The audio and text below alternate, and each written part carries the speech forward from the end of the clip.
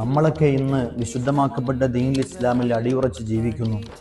അള്ളാഹുവിന്റെ വിശുദ്ധമാക്കപ്പെട്ട പള്ളിയിൽ നിന്ന് ബാങ്ക് വിളിക്കുമ്പോൾ നമുക്ക് നിസ്കരിക്കുവാനും ഇബാദത്തുകൾ ചെയ്യുവാനുമെല്ലാം എല്ലാവിധ ആത്മീയമായ സജ്ജീകരണങ്ങളൊക്കെ നമുക്കിന്നുണ്ട്.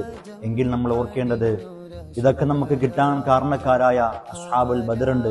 അഥവാ ഇന്ന് റമദാൻ 17 അന്ന് അസറിന് ശേഷം നമ്മുടെ ഈ ഇസ്ലാമിന് വേണ്ടിയിട്ട് രാവില്ലാതെ പകലില്ലാതെ ഊണും ഉറക്കവുമില്ലാതെ വിശപ്പും ബുദ്ധിമുട്ടുകളും പ്രയാസവുമായി നമുക്ക് വേണ്ടി നമ്മുടെ വിശുദ്ധമാക്കപ്പെട്ട ദീനുൽ ഇസ്ലാമിന് വേണ്ടി ത്യാഗങ്ങൾ ഏറ്റുവാങ്ങിയ 313 വരുന്ന സ്വഹാബിമാർ.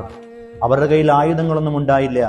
അവരിൽ ഭൂരിഭാഗം ആൾക്കാരും ഭക്ഷണമില്ലാതെ വയറ്റിൽ കല്ലുപോലും കെട്ടിവെച്ചുകൊണ്ടാണ് ബദർ യുദ്ധത്തിന് വേണ്ടി സ്വഹാബിമാർ വന്നത്.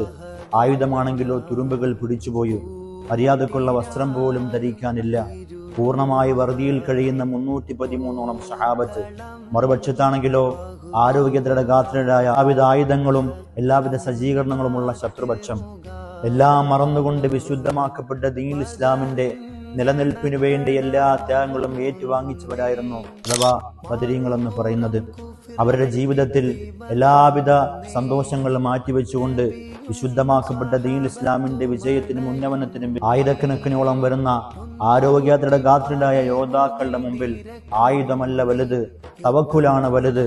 എല്ലാം പടച്ചവനായ റബ്ബിലേക്ക് സമർപ്പിച്ചുകൊണ്ട് യുദ്ധത്തിന് വേണ്ടി ഇറങ്ങുമ്പോൾ അള്ളാഹുവിന്റെ ആകാശ ലോകത്ത് നിന്നുകൊണ്ട് മലായികത്തുകൾ അള്ളാഹു അവർക്ക് സഹായമായി ഇറക്കി. അങ്ങനെ ഇസ്ലാം മതത്തിന്റെ വിജയം നമ്മൾ കണ്ടു. ആൽബലവും ആയുധവുമല്ല വലുത്, റബ്ബിലുള്ള വിശ്വാസവും അവൽ ഏൽപ്പിക്കുന്ന തവക്കുലുമാണ് വലുതെന്ന് നമ്മളെ കാണിച്ചു തരികയായിരുന്നു അസ്ഹാബുൽ ബദർ. നമുക്ക് മോദാം അവർക്ക് വേണ്ടി ഒരു ഫാത്തിഹ.